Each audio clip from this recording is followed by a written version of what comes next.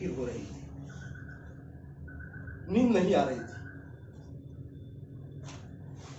एक तरह से ये लड़ाई ही तो है, अपने हक के लिए बाबू भैया सबसे लड़ना। ये लड़ाई अपने हक की लड़ाई। तो कुछ भी हो सकता है, महपूरा की तरह लाश भी गिर सकता है।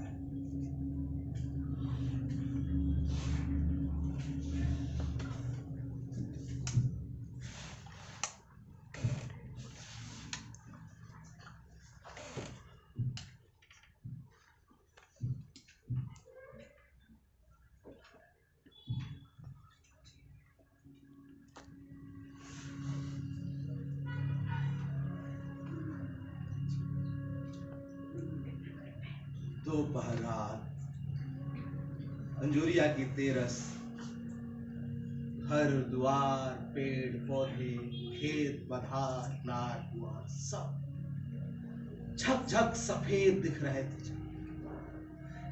रह रहकर कुत्तों की आवाज आती थी, मैं रहकर चौकन्ना हो जाता।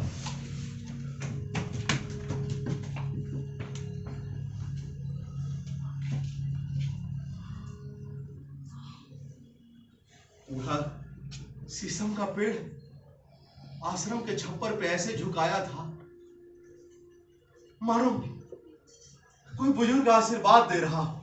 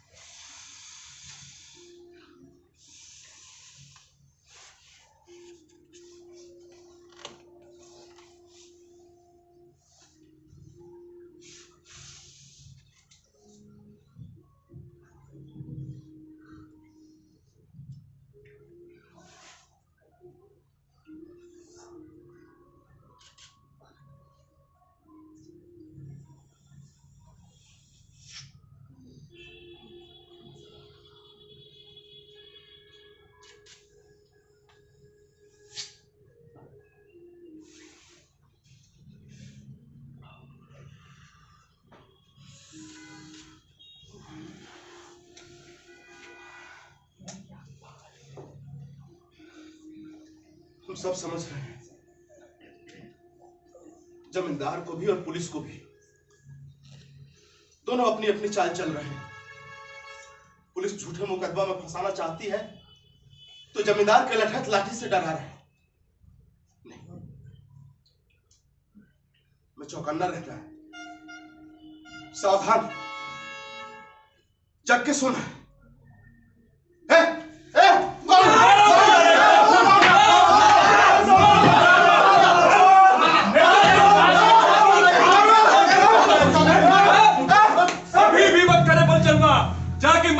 मालिक से माफी मांग ले। अरे इस साले को भी छोड़ दिया ना, हाँ। ये माफी मांग लेगा और भाग जाएगा। मार साले को।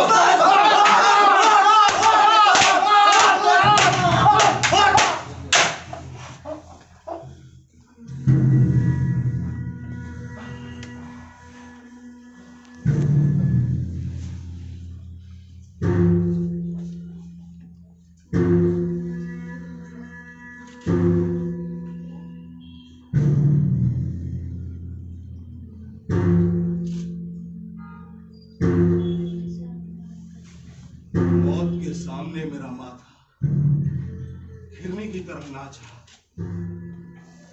मुंगिया, सोनी, माई, गन्ने की फसल, आश्रम में सोए हुए दो वॉलंटियरों के मुंह में ठूसे हुए कपड़े,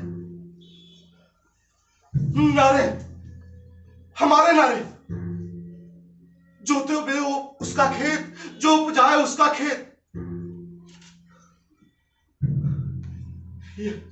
ये किसान की आजादी आसमान से प्रकट नहीं होगी, जमीन के जोते हुए भूरे भूरे ढेलों से प्रकट होगी।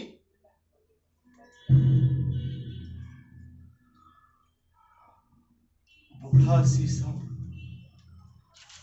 झुक कर आशीर्वाद